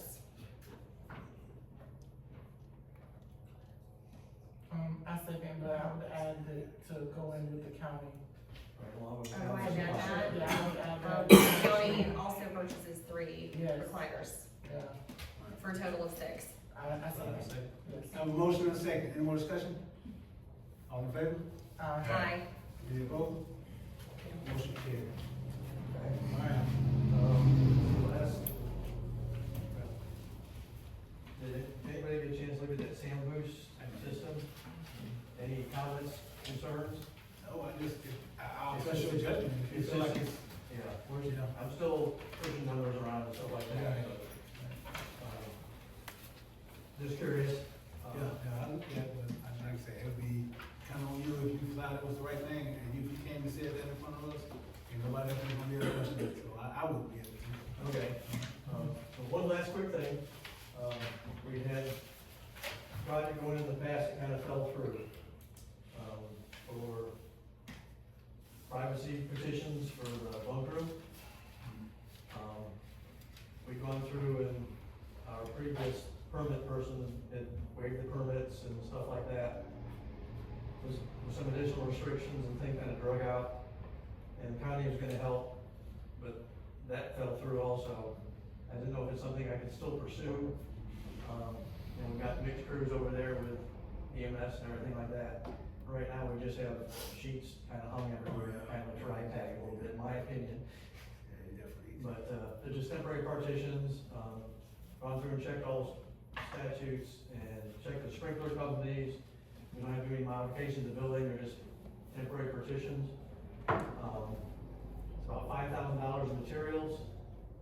I didn't know if I needed to look and try to find a contractor that would be able to come in and get those things put in, if we ended up purchasing those. It's just, pocket doors is all we're putting in. It's not gonna be anything big, they're not gonna go up to the ceiling, there's gonna be enough privacy so the women can go in and have their privacy, and the guys can have their privacy, and, because right now it's just all open. So,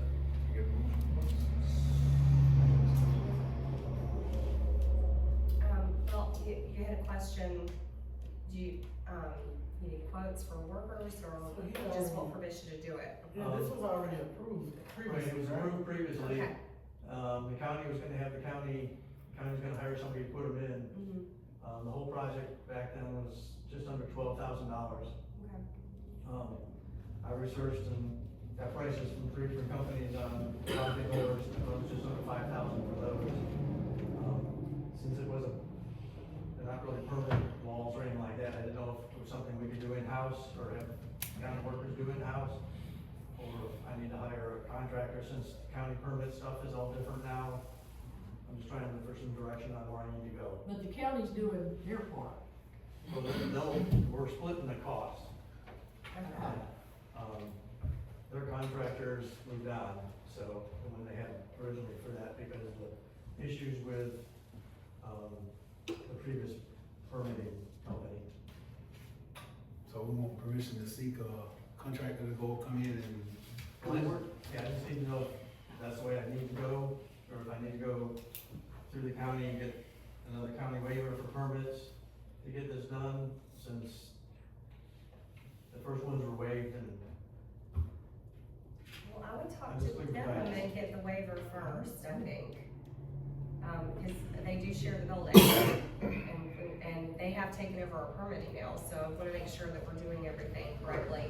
It was all gonna be done, Yeah. but before we had it all laid out that way, but things have changed, so I wanna make sure we're still doing things No, right. it's still been approved, and, I mean, you could just pursuing it again, as long as you have, as long as you're in communication with the county.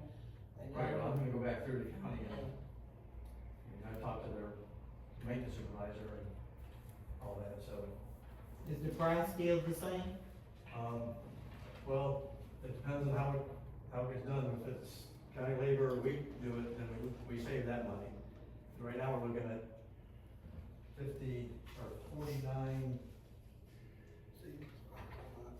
$4,900 for all materials.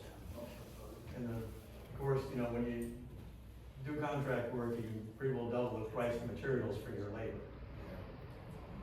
You know, I would definitely reach back out to them and say, if we can get back on the same footing, and if you can't, then we just go out and do what we have to do when it comes to getting somebody to come in and do work, so. I would definitely reach out to them first, though. Yeah. Okay. That's all I had. I appreciate it. Thank you. Thank you.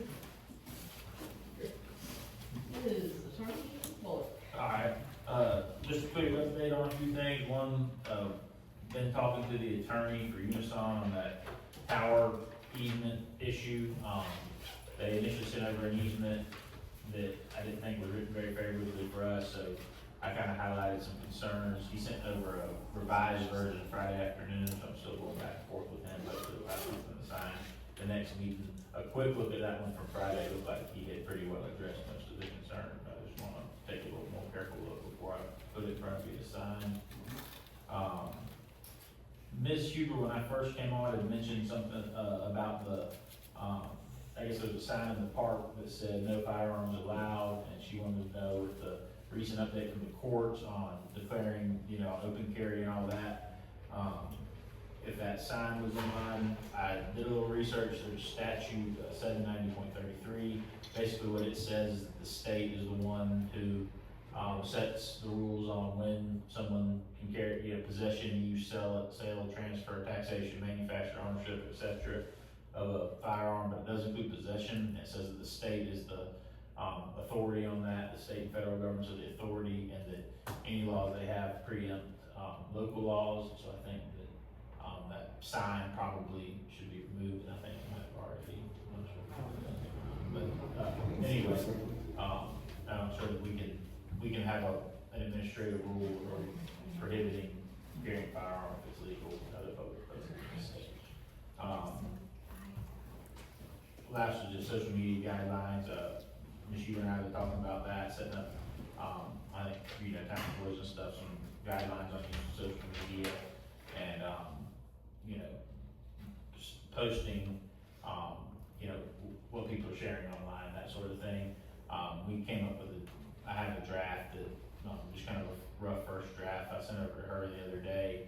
She's looking at, so hopefully we'll have something to present to you guys soon on that as well. Sounds good.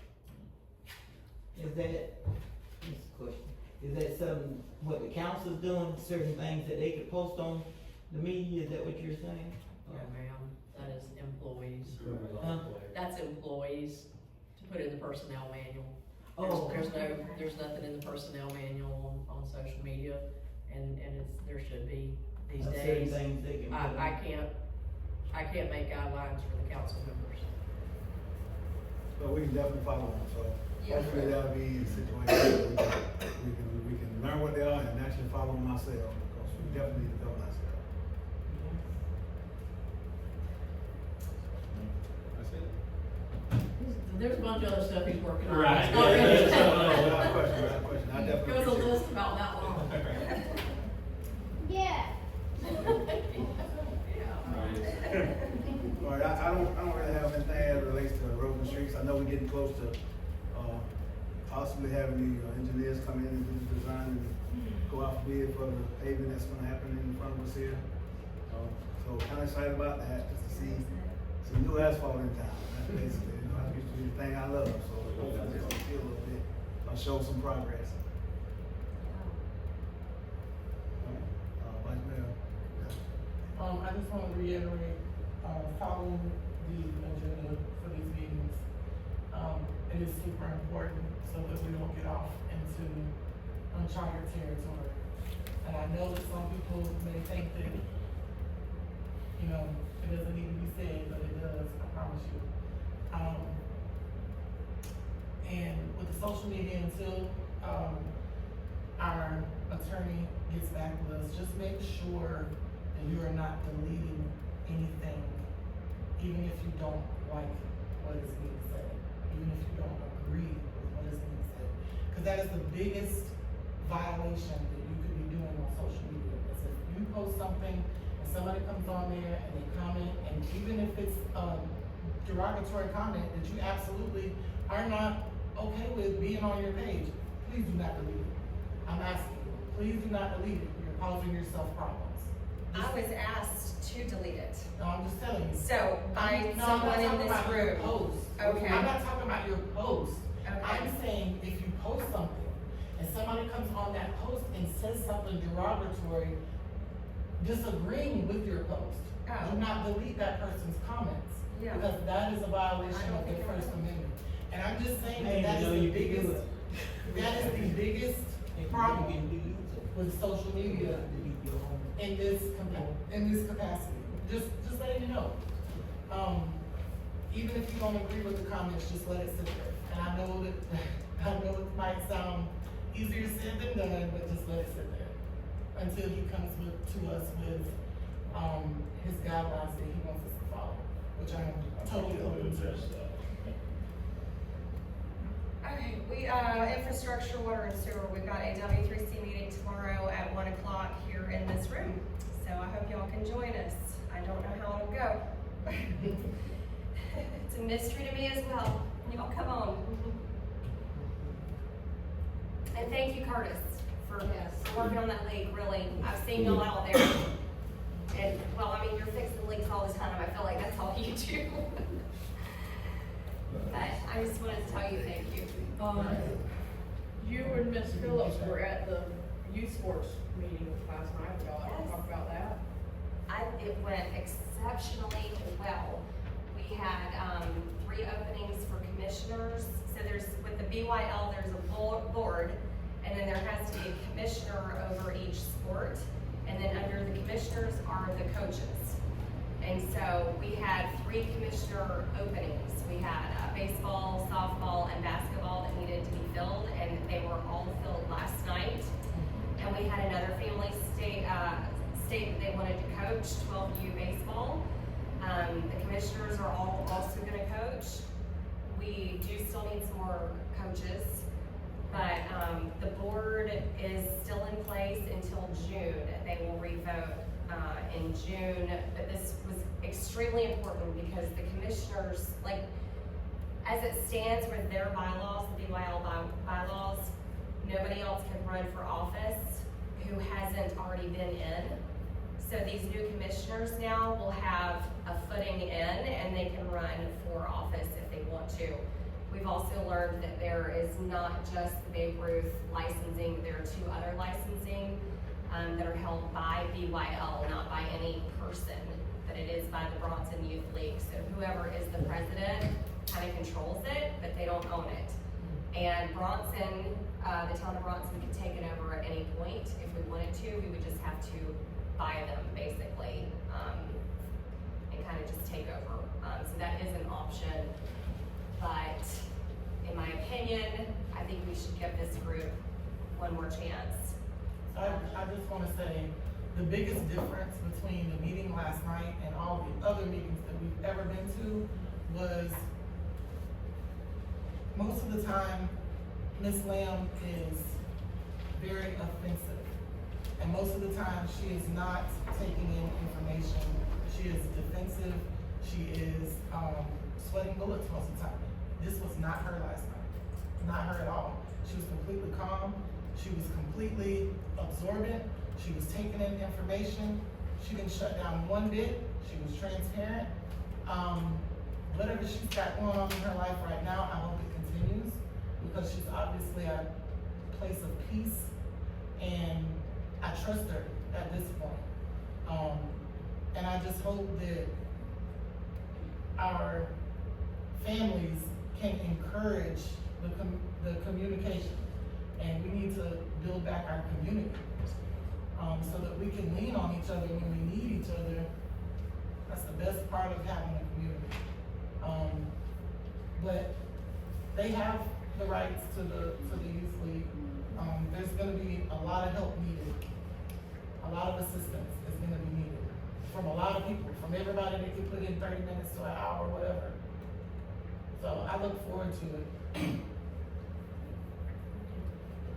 And I spoke with Ms. Lamb and the one of the commissioners last night, Mr. Amber Schuler, actually today. And I agreed to be able to be helpful in any aspect I could, as coaching, running the clock, putting up the goals, anything on my time permits with my schedule. And I apologize to each one of them that I couldn't make it last night because I was in my my other job that I do with my gigs, so that's why I wasn't able to be present last night. So I did apologize, and I did call ahead of time and let Ms. Lamb know that I would most likely not be able to make it, and she understood. So, and like I said, it's going in a positive direction. I thank everybody that's coming together, you know, and I thank Rachel and Regina for being present last night, because I wasn't there. Oh, yeah, she did mention you though, so she did tell everybody that you were trying, so, yeah. So, and they really feel support from us, which they needed. And, I did, from me personally, not as a town council member, but I told them as a parent, there can't be any fighting amongst the adults. You have to show these kids are watching you. They need to see teamwork amongst you, or they won't have teamwork on their team. And they were all very receptive of that. And so I think if we keep meeting monthly, we're gonna meet monthly, and keep rolling. Everybody had a lot of great ideas. Miss Virginia had some great ideas, and they all did. So excited. Everybody good? Yeah.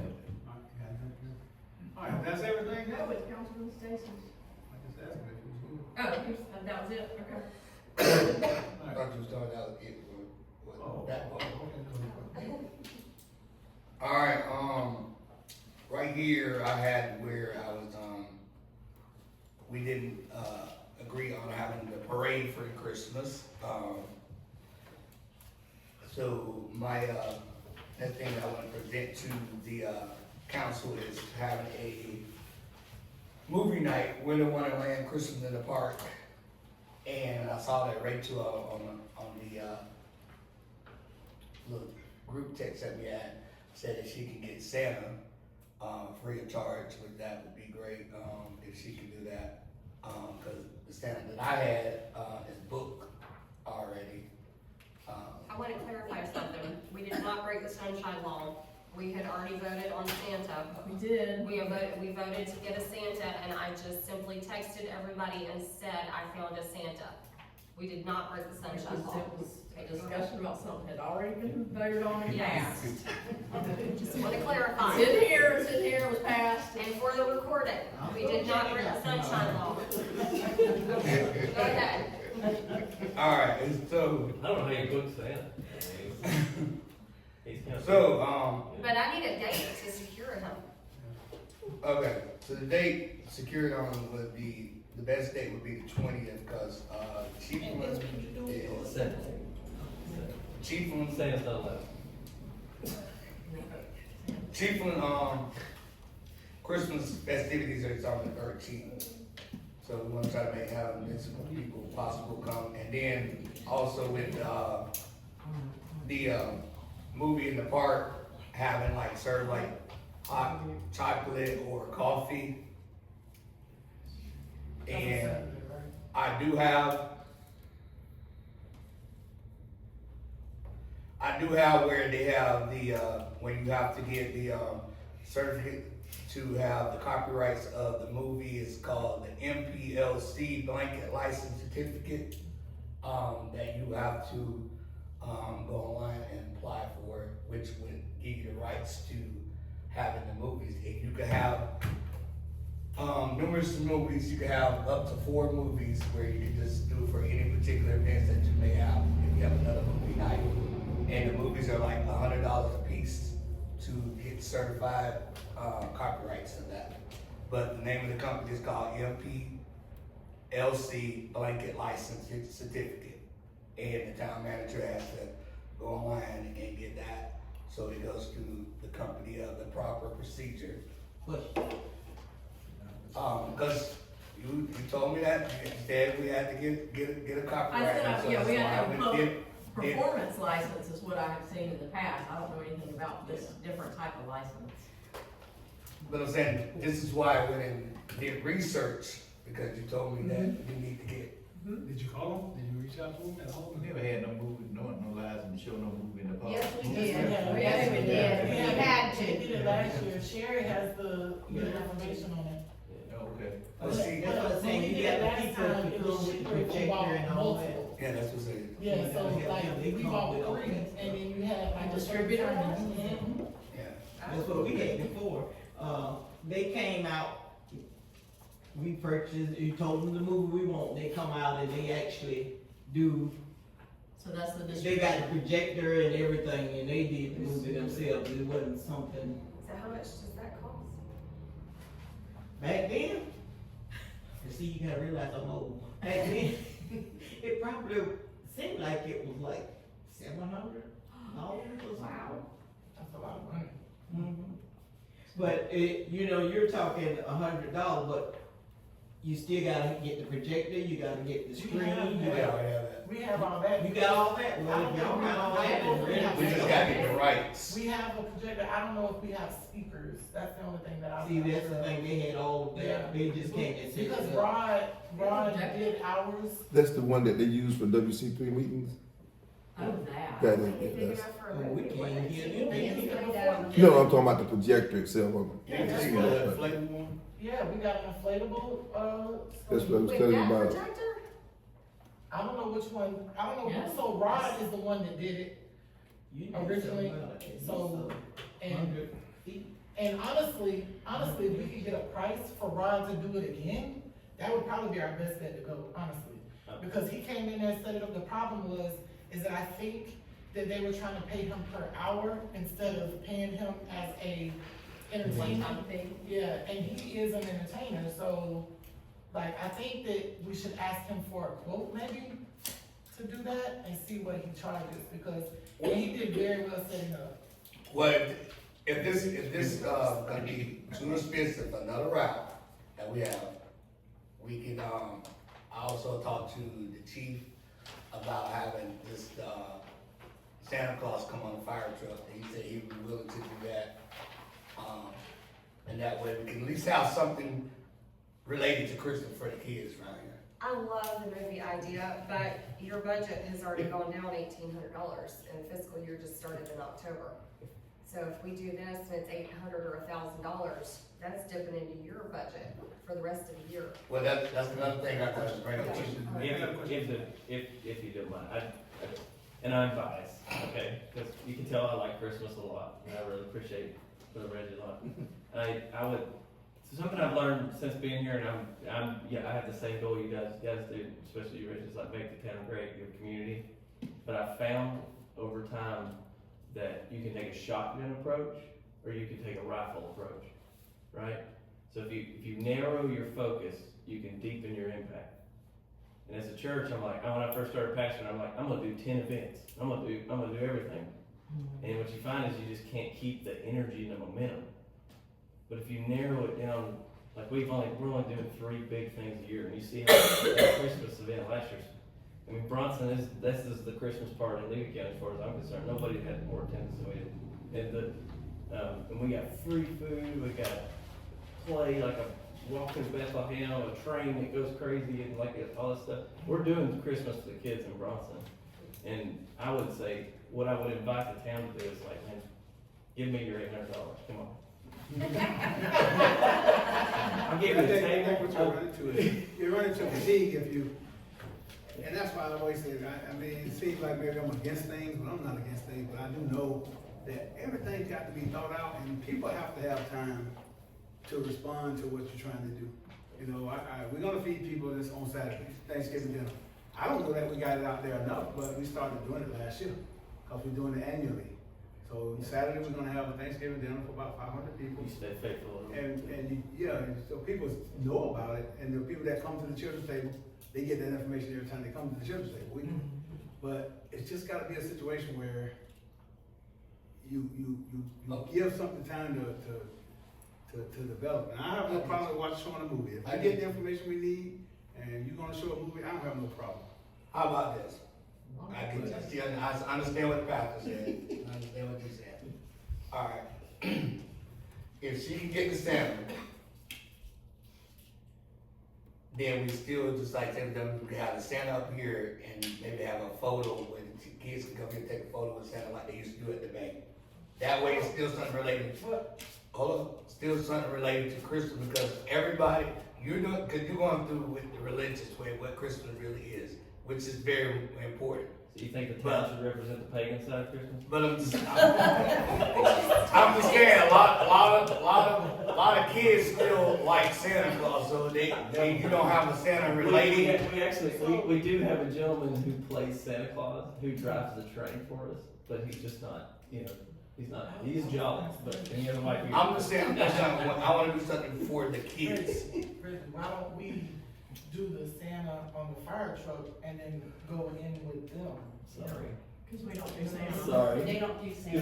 They don't do Santa, see, that's what I'm saying. Jesus, that's maybe.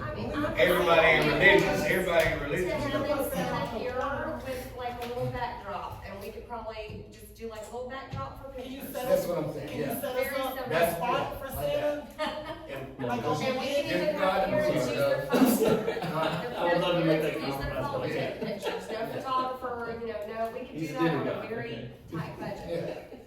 That'd be good. He sees you when you're sleeping. Okay. What do y'all think? Just have Santa here with a backdrop and, on a budget, and have parents take their own Santa picture. on the budget. Is he gonna be skinny? Santa on the Is he gonna be budget. skinny? Is he? No, but he does have a real beard, it's really cool, he's got a real beard, and he does it just for this every year. I can volunteer to make cookies. I'll make little Y'all mini still cookies. do tours for tots? So you have to check on a date first. I don't know, because the dollar store does Yeah, Santa I in the ain't Grinch, y'all just follow now. and a lot of people go on there and take pictures. No? Yeah, yeah, they have the Santa and the Grinch, which, it was pop show, so they might be gonna stop that, but,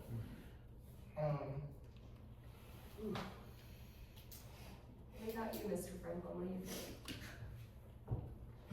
What would you like to do? You awake? It's getting late, I think we're adjourned the meeting. What do you think about Santa? I think good idea. well, I ain't gonna lie to you, my kid's favorite time. If you have enough time to advertise it, for the people to find out about it. I mean, I think if we keep it simple, Yeah, then we can so pull they it ain't off. paying for nothing. No. You said the Santa was free, right? But I can't, but I gotta ask him if he's got that date. I don't even remember what dates I gave y'all. I got it. And it's probably gonna go down from then. Yeah.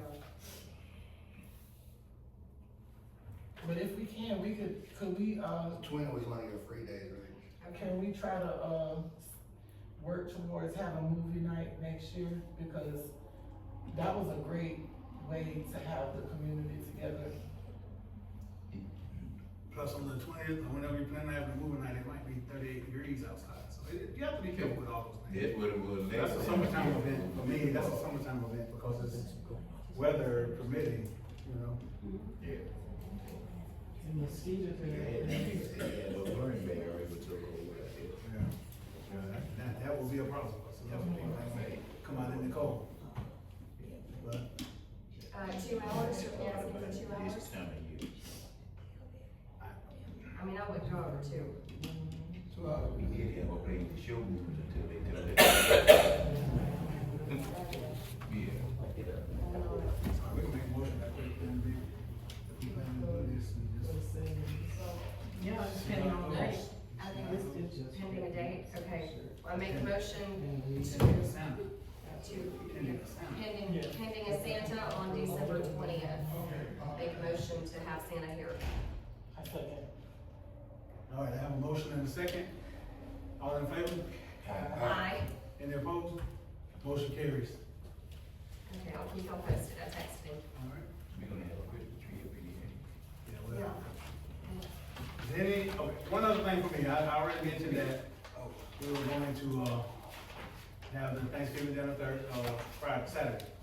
Next Wednesday, I'm gonna, have Thanksgiving lunch for the employees and everyone for the city. And anyone sitting there, y'all come on. You might not want to eat, it ain't gonna be Thanksgiving themed, you might eat some heavy meat, but y'all come on, sit. And some bourbon vanilla. And some bourbon, yeah, and some bourbon vanilla. You're doing the same thing, you do it, So any of you here, you're welcome to come. It'll be my weight, cause I'm gonna be dead. If y'all would wait until I leave, I'll be in Virginia. Oh, really? I say you're real, I say you're bum. Hey, hey, my bowl. I got one more thing. Cobb. You need your what? My bowl. Chitlin. Yeah, she knows. All right, I got one.